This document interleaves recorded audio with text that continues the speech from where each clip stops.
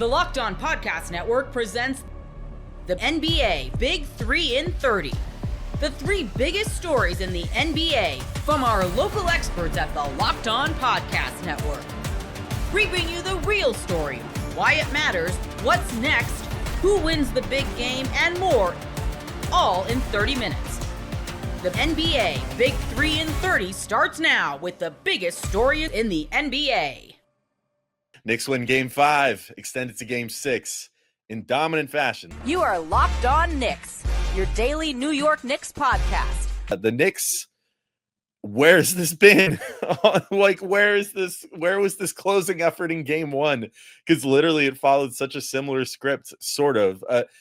Without the Pacers going nuclear to start the game, but the Knicks keep them kind of at arm's length, push the lead out, and then they managed to hold on to it in this game. 111-94 is your final total. I think we have to look. We've been kind of tough on the guy recently, and not without good reason. But this game, brilliant from Jalen Brunson. This is why this guy's the star of this team. 32 points, 5 boards, 5 assists in an elimination game. 12 of 18 shooting, 4 of 7 from 3. Only gets 4 free throw attempts in this one, goes 4 of 4 on them, though, does not miss a single one. It just a clutch of all clutch performances. Came out, started as strong as he started in any game in this series, other than maybe Game 1. He did start Game 1 pretty strong as well. But the way that the Knicks were getting him looks, it was immediately apparent that the strategy was, let's stop having Brunson get mugged at the half-court line. Let's stop having him bring the ball up the floor every single time and have to deal with Nesmith being up in his chest, tiring him out, getting all up in his business. And we see Brunson moving off ball and then beating Nesmith that way. And it was brilliant. It was a really great way to start the game. And huge props to Tibbs, to Brunson, to whoever's idea that all was. It worked flawlessly, and it got Brunson going early in this game and got him going often in this game. Yeah, I'm surprised you're throwing it to me. I thought this first segment was just going to be like a 10-minute Landry Shamet victory lap from you, but I appreciate your generosity. The role players can wait till segment 3. Okay, I love Landry Shamet. I hate to break it to you, Alex. Landry Shamet's a star, so I thought we'd be starting with him, but that's okay. I think you nailed it, though. I think the perhaps the defining battleground of this series has been Indiana's ability to generate space for Tyrese Halliburton, and maybe even less so.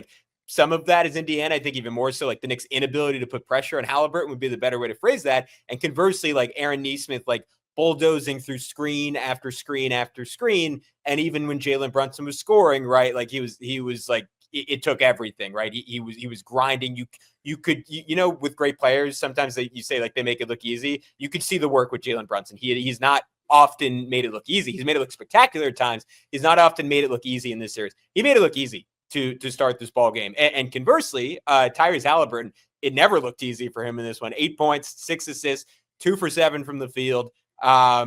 Terrible game from Tyrese Halliburton, coming off one of the best conference finals performances you will ever see, while Brunson on the other end of the floor pours in 14 of the Knicks' first 25. That very first play of the game you talk about, I thought it was just a great troll job from Tom Thibodeau, because if you go back and you watch the first play of Game 1 and Game 2, I think they were all the exact same play, and it was just slight variations of them. I don't remember the difference in Game 2, but in Game 1, it was Brunson screening for OG coming off it when 2 stayed with Brunson and getting a dunk or a layup. I think they ran it again in Game 2. They might have ran it again in Game 4. They love running the opening play for OG. This time the Pacers are all right, screw you, man. We're on to it. It's almost like a Tom and Jerry bit. And Tibbs just pulls the snack at the last second. Brunson pops up, drives for a floater. That was great. The step through he had on Nesmith at about the 3-minute mark was just insane. I have no idea how he made that. And then just a beautifully intricate play between him and Mitch, to your point on getting him free. I thought Mitch having the best screening game of this series so far was a really key point in getting him going. So Mitch, it's a DHO. He rejects the screen, but then Mitch flips the screen so he can use it. Then Mitch rolls, underhanded lefty lob to Mitch, 6 points and 1 assist in just over 2 minutes. A ridiculous start. 3 in Turner's eye on a switch, then gets another one in transition that made it 23-13 Knicks. got Halliburton on a switch again and put a jerk fade in his eye. That's what got him to 14. It was only the 7th shot in the series he took against Halliburton one-on-one. SVG had that stat, but a couple of times in this game, he was able to go at SVG or at Hallie, in the first half to great effect. Alex, just to conclude the early portion of the Jalen Brunson talk, because I think there's a whole nother conversation to be had about his second half. I thought the single biggest thing here for Brunson was when those shots are going down, the Knicks actually get to set their defense, right? You don't see Indiana running. You don't see them screaming in transition. And this double big lineup where I was wrong about for a second time in our last episode, I said the Knicks had to scrap it. It looked really, really good because they could actually set their defense. And Indiana, even off of makes, just did not have quite that same relentless pace in MSG. But I think Brunson coming out, hitting all those shots early really made a big difference in slowing down. And they never really found that rhythm or that pace. Yeah, and credit to them too for making the double big work a little more on offense as well. I thought that it was finally at the start, like Cat just spacing, and it made all the difference. Like Cat only made 1 3 in this game. It was his first field goal, didn't make another one after that. And yet the ripple effect of that just like spread throughout the whole rest of the game. I feel like he got it. I mean, he deserves to be treated with the utmost respect on the 3-point line, obviously, but it just kind of set the table for the Knicks consistently, and Brunson consistently looking to drive and kick out to Cat and then let Cat attack a tilted defense. Like he destroyed. And I mean, I'm sure that we'll talk about him more in the next segment as we kind of, work with him next, because I mean, I thought that he had just 24 and 13, just another phenomenal game for him. Also crazy stat on the TNT broadcast. Cat and Brunson are the first pair of teammates in a conference finals to score 20 or more each in each of the first five games since Kobe and Shaq in 2001. Just nuts stuff. I can't believe that there's not been another team that has had that happen. If I'm being also only third of all time with Jerry West and Elgin Baylor, which is crazy. Which is also insane. I mean, just crazy stats there. Crazy rarefied air. I mean, anytime you're up there with some of the Laker greats, that's always a good thing. But yeah, I thought that what they did early, just with the spacing, with embracing cutting again as well, and then with actually using Mitch as a vertical threat again. I mean, it's just so many great things with how Brunson approached it and just how the team approached it. But like, really, it all comes down to if Brunson is it's like what you said. If Brunson's making those shots early, it affects everything. It affects, 1, you go up on the scoreboard. 2, you get more time to reset your defense. And credit to them too for playing that much better than I think they've played at any point during the series, because we've seen, multiple times during the series, and it's been, well documented, like the Pacers love to run off a make also.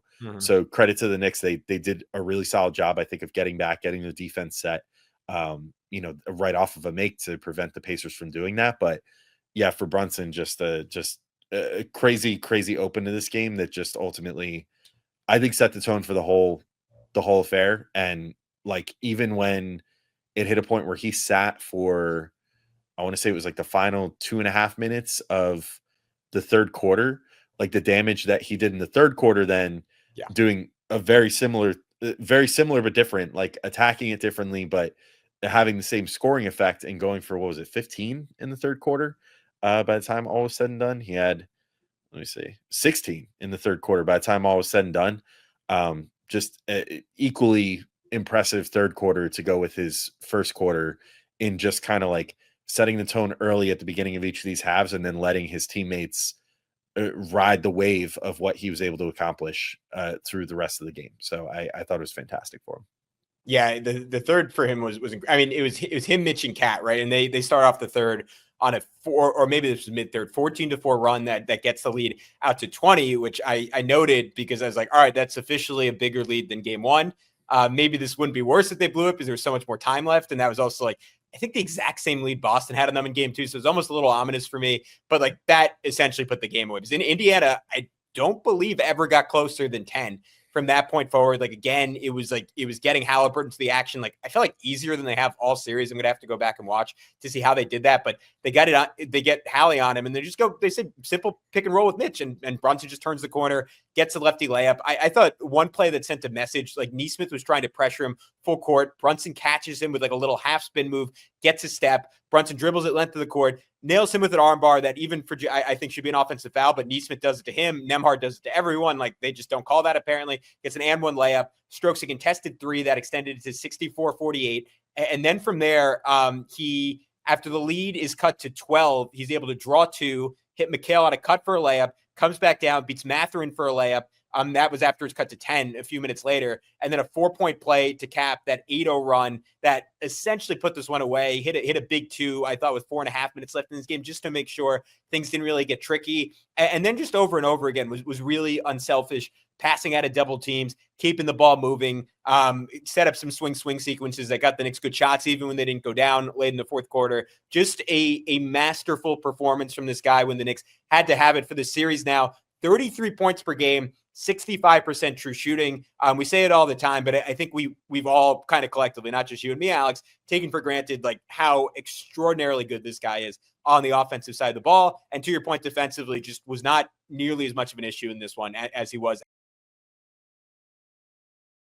The NBA playoffs roll on, and FanDuel is giving new customers an incredible way to get in on the action. Right now, when you join FanDuel and you place your first $5 bet, you'll get $250 in bonus bets if your first bet wins. FanDuel makes betting easy, whether it's picking your favorites or diving into player props, from three-pointers to steals to assists. There's so many ways to bet your favorite player props. Plus, after the game tips off, you can even combine live prop bets into a same-game parlay for a chance to win big. Don't miss out. Head to FanDuel.com and claim your $250 in bonus bets today. For the first time in this playoffs, the Pacers have lost a game 5. You are Locked On Pacers, your daily Indiana Pacers podcast. So much to talk about with this one. The Pacers starters having this rough game. They didn't ever get any juice flowing at all. Cat and Brunson both going at the same time. What the Knicks actually changed. What the Pacers need to do better in game 6. So much to dive into. For the first time, the Pacers in this postseason will be playing a game 6. They are fortunate that it will be at home. And they are fortunate that they are the team of response and have been very good at responding to these moments. They have not lost 2 games in a row since March 10th, and they need to respond because they stunk. They flat out stunk, and they know it, right? It doesn't take a genius to look at a 111, excuse me, I almost just said 111 to 94 score line. See everything that went wrong for the Pacers. Benedict Mathurin, 23. No one else with more than 15. Only 3 double-digit scores for the Pacers. Every time it seems like they play their best, they have a lot of balance. The ball movement's there. Lots of guys are stepping up. Today, I feel like the opposite. Almost nobody stepped up. And these players both played moderately well to break out of the situations that the Pacers were put in. But you guys have listened to this podcast enough to know that when a game happens and Siakam and Mathurin are the Pacers' leading scorers, they are good in situations where they can score in a slowed down situation where the game's all cooked up and not going the Pacers' way. However, that usually means the game was not played in the Pacers' style. This one was not at all. The leading topic for a lot of people was Tyrese Haliburton's play. After the game of his life, best postseason game he's ever had in game 4. Best game he's ever had, period. 2 for 7, 8 points, 6 assists in this one. Not good enough. And we will get to him specifically as an individual in just a second. I thought that his game influenced the thing that I thought was the most alarming for the Pacers, and it was their starting 5 being just awful. Just awful. And Aaron Neesmith's dealing with the ankle injury. He admitted as much post-game that he's not 100% there. He had really short stints throughout the game. He only played a little under 16 minutes in this one, period, like at all. And the starting 5 as a unit only played 7 minutes and 20 seconds. The Pacers lost those minutes by 10 points. They went terrible. They couldn't stop the Knicks starters. They couldn't score at all. This was an offensive loss to me, but that group couldn't defend either. And Haliburton is the biggest part of this because he is the head of the snake. So that is where I think this is a Haliburton discussion, even though the story of the game to me was the entire unit really struggling. When Haliburton can't play the way he wants, everybody uses the word wrong. And he said it on the record. This isn't my opinion. This is his opinion. I agree with him. Everybody says Tyrese Haliburton needs to be aggressive. And they always point to his shot count and the record and all this stuff. And like, there's something to that. But when you ask Tyrese Haliburton about being aggressive, he doesn't see it that way. He sees it as getting 2 feet in the paint. When he can do that, he can get shots he likes. He can get his teammates shots they like. And the Pacers offense flows the best. 7 shots is not enough. I'll admit that. But I thought that was the more concerning part of this game is that the Knicks had Mikal Bridges playing his best game of the series to me. His defense was fantastic. He was chasing Haliburton around very well off the ball, making it impossible for him to get open. The Knicks were doing a great job away from the play, making it hard for Haliburton to get the ball moving on a catch. And Haliburton doesn't have quite the wiggle to always beat his defender every single time. And so he couldn't quite get 2 feet in the paint like ever. There's always a guy shading. The screen setters for the Pacers were not setting good screens today. All sorts of problems with this. And when Haliburton can't get 2 feet in the paint, not only is he not going to have a great night, see the stats of his we just talked about. And again, I'll talk about him as an individual more later. When he can't get going like that, it makes it harder for the rest of the Pacers to do so. And they have some guys who are capable of breaking through that. Nembhard's been a playoff riser for a lot of this postseason. Miles Turner, up until very recently, has had a good playoffs. Obviously, Siakam just had 30. Nesmith had an awesome start to the series before his ankle injury. Good players. If they're getting worse shots because Haliburton can't create as well as he does at his best, it's tough for any of them to hum, especially when the Knicks are setting the pace of the game and scoring all the time. So the Pacers are pulling the ball out of the net over and over again. So what did that lead to? Aaron Nesmith on a bad ankle, 1 for 8. 0 for 3 on 2s, 1 for 5 on 3s. Miles Turner, 2 for 3. We will talk more about Miles Turner. Oh, this was the worst Miles Turner playoff game this year. 2 for 3. 4 turnovers, 3 fouls. Andrew Nembhard, 3 for 8. 3 for 7 on 2s, missed his only 3. 6 points for Andrew Nembhard, 8 for Tyrese Haliburton, 5 for Miles Turner, 3 for Aaron Nesmith. That is 22 points among 4 starters who have all at various times in this postseason played well. Pascal Siakam scored 15. It took him 13 shots to do it. He missed 4 free throws. He at least found ways to break the game up for the Pacers. He played well with the second unit. Him, Shepard, McConnell, Bradley, Mathurin groups were good. Sometimes Jarris Walker was out there. We'll talk about him. He was pretty good. But the starting lineup together was just terrible. Terrible on offense. Jalen Brunson scored 32 points. The Pacers starters combined barely eclipsed that with 37, I believe. I hope I got that right. 37, yes. That just can't happen. That is the story of the game to me. And it stems from Tyrese Haliburton. In many ways, that makes that the story of the game, especially after the game he just had. But that's what I walked away from this game going, man, they had a lineup of reliable players who all had great moments in the series. Siakam in 2 different games. Nesmith at the end of game 1. And Nesmith many times before his injury. Nembhard was hitting shots early in the series. His defense is important, although Anunoby's a big size mismatch for him. Turner started the series off moderately well. It was terrible. The second most used lineup for the Pacers was Siakam, Toppin, Mathurin, Shepard, McConnell. That was -7. -6 with Toppin on the floor with the starters instead of Siakam. The starters were just bad. Shepard out there for Nesmith and Toppin for Siakam. That happened quite a bit for the same reasons. Siakam's always the first sub out. Nesmith was dealing with injury stuff. That group, -9. In under 2 minutes, they got outscored 2-11. Every starter needed to be better, and none of them were good enough in this game. And that's just the offensive side of the ball. The Knicks starting 5, New Look starting 5 was very good. 13 minutes and 13 seconds for Robinson, Brunson, Bridges, and Anunoby Towns, plus 18 were the Knicks.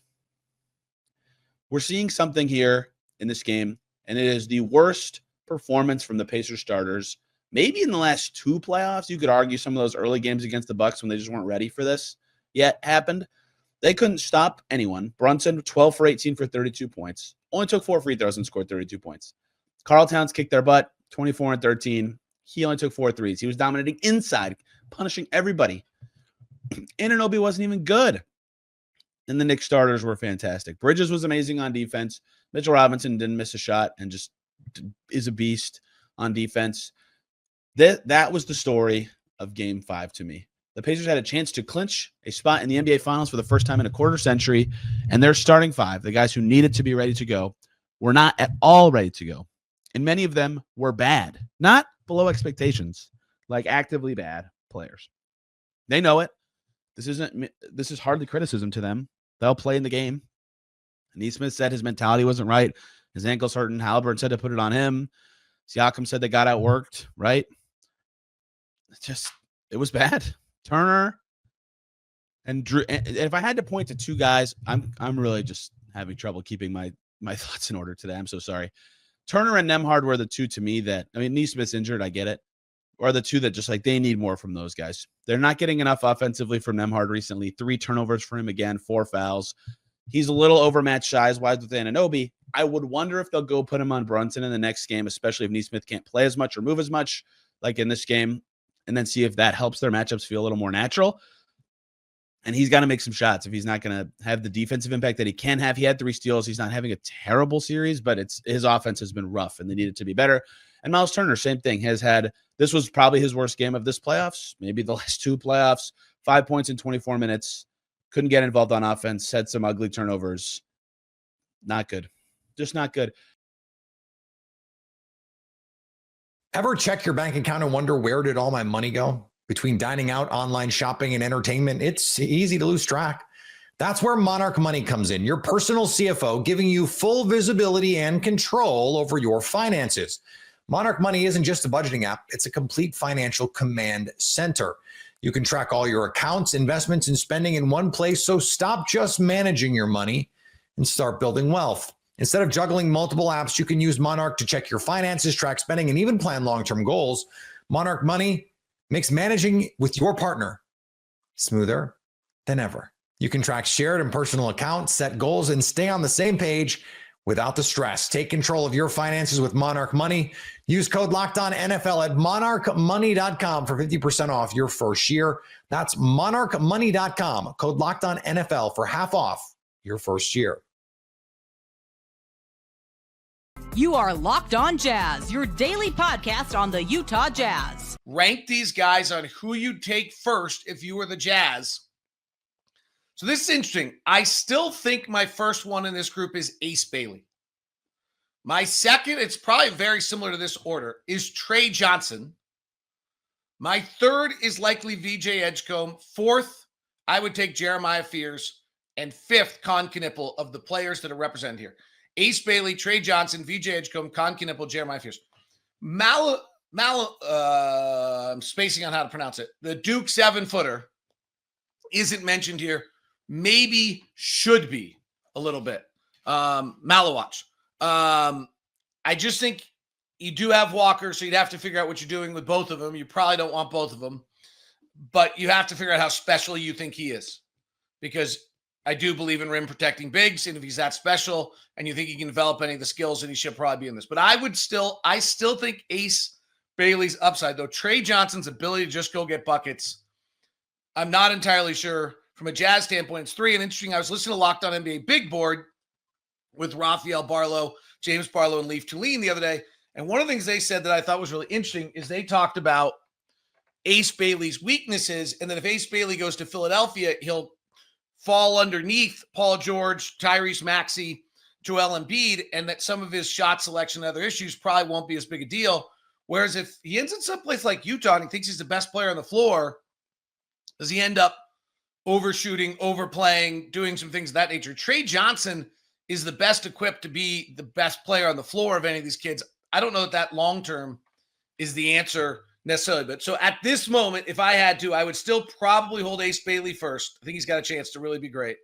Then Trey Johnson, then VJ Edgecombe, then Jeremiah Fears, and then Con Knipple. Raphael Barlow's NBA big board, his overall big board, our Locked On NBA draft expert, Ace Bailey, then Jeremiah Fears, then Trey Johnson, then VJ Edgecombe, then Malawach. Then he's got the kid from Germany, Noah Asenju, at 8, Derek Queen at 9, and Con Knipple at 10.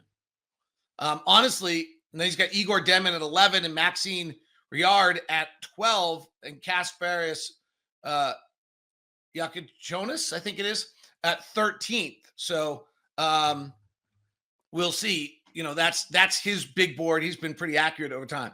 Hey, Locke, is there any trade where the Jazz can, with the 76ers, get the 3rd pick and still keep the 5th? I mean, if another person sends me another Paul George Lowry marketing trade, it's crazy. That somehow got internet thing. That, by the way, can't happen until like August, right? Lowry marketing, I do not. Oh, actually, Lowry marketing can be traded. He couldn't be traded till a day after the trade deadline.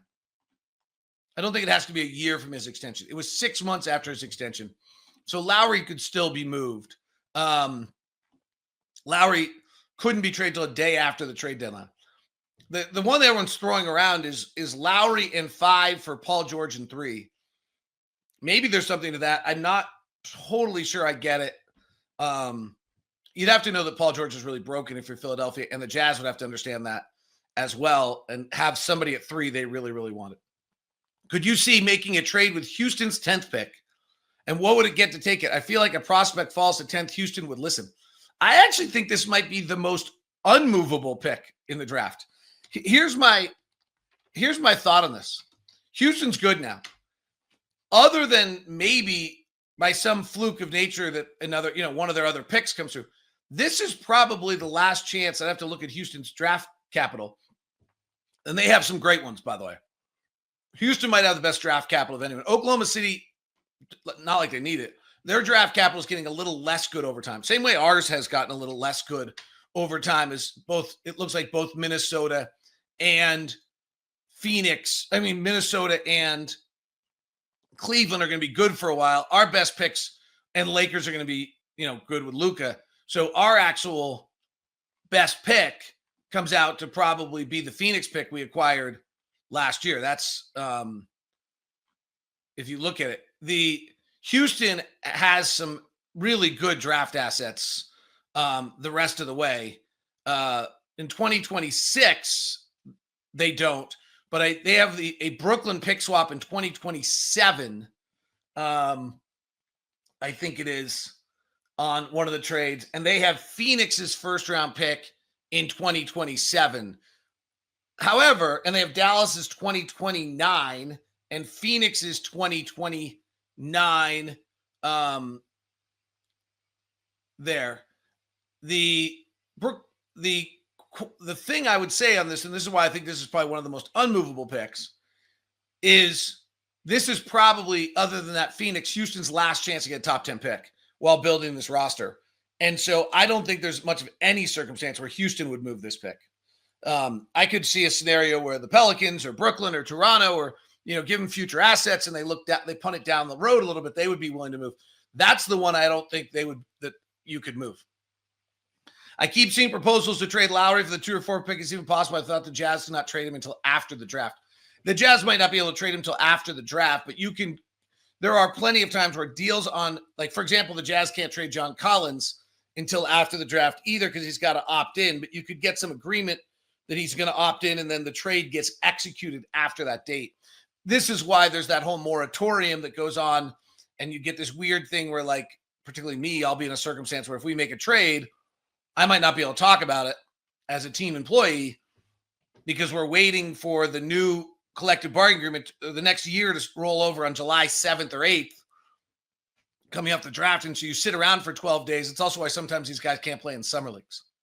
So he can be moved, but there is a chance that you'd have to wait till after the new collective bargaining agreement to get it done. You don't seem to talk about Jeremiah Fears as much as the others. Any reason? No, I mean, I think that's true, actually. Probably a mistake. Probably should watch him more. My initial reaction was I liked Trey Johnson and VJ Edgecombe more. I mean, that's all it was, right? When I watched my first run through of Watch, I liked Ace Bailey, Trey Johnson, and VJ Edgecombe more. And so you start doing the math that I didn't have Jeremiah Fears. He should be in this conversation. And I've said that the whole time. If you've listened over the last weeks, I don't have him there as high, but certainly Jeremiah Fears should be in the conversation amongst players. Let's go to our Locked On Sooners host about Jeremiah Fears. Jeremiah Fears will be a star in the NBA. This is John Williams of Locked On Sooners. Fears came to Norman as a reclassified true freshman, playing in the toughest basketball conference in the nation during what should have been his senior season of high school. Fears helped lead the Sooners to their first NCAA tournament berth since 2020-2021, while averaging 17.1 points per game, 4.1 assists, and 1.6 steals to lead the Oklahoma Sooners. A dynamic point guard who thrives with the ball in his hands, Jeremiah Fears is quick off the dribble and possesses elite speed. He's excellent getting into the paint and fantastic at finishing around the rim. He's a day one starter who's going to have a long career in the NBA, leading his franchise to a number of playoff berths, and he's going to make that team and that fan base very, very happy. Jeremiah Fears is set to be a star in the NBA. So that's more optimistic than, honestly, the notes I had when I watched him. I thought he was good. I thought he had complete control when he was on the court. I'm trying to find my notes right now if you can see me head down. I thought he had a tight handle, was in total control, questioned whether he could shoot. I thought he was a little small. I thought he was a little loose. And I thought he over-dribbled. All those things probably can get fixed. I thought a few other notes from another time I watched him. I thought he had good recognition. He's 6'2" and a half with a 6'5" wingspan. So he's with a 42-inch vertical jump, so massive vertical jump. Same note I had, complete control of the game, quick coast to coast. Really liked a play where he fought defensively in the post, understood where the double team was coming, slid to the baseline to allow the double team to have its impact, but not get beat that way. Thought he held his space for a little guy, made some big time shots. Had a moment where he drove the lane and packed it coming down the middle, which I was going to show you, but YouTube doesn't like it when I do that. Thought he had a few wonky passes, was a little high in the turnovers, always dribbles, but has a tight handle. So I think I think this is legit. Is there a possibility Jeremiah Fears has the highest upside compared to Trey and VJ? Yes. If Jeremiah Fears becomes a bona fide starting point guard, who's one of the top 10 point guards in the NBA, then that's a bigger upside than Trey Johnson or VJ. Like his handle and ability to control a game, we're seeing it out of Brunson, we're seeing out of Tyrese Halliburton, we're seeing it out of Shea. Absolutely. He could have a bigger upside. Why would the Jazz take Jeremiah Fears over Trey or VJ Edgecombe? Because they really believe he's the point guard. If they believe that Jeremiah, we talked about this when we didn't get the 1 or 2 pick. They could believe that Jeremiah Fears, at 18 years old, reclassified, as John Williams said, is the guiding light, that he becomes the piece you're actually building on, that he's that special as a point guard in control, that he becomes the guy that you're putting down. I don't know that I think Trey Johnson or VJ Edgecombe are your guiding light as a franchise. I think you're trying to add the guiding light in future pieces. If you believe Jeremiah Fears is the primary ball handler and that, like, bingo, then you go draft him with the 5th pick, and then you're moving forward with him. You can't believe that yet on Isaiah Collier because he just can't shoot well enough. And so there's a chance you think it's Jeremiah Fears.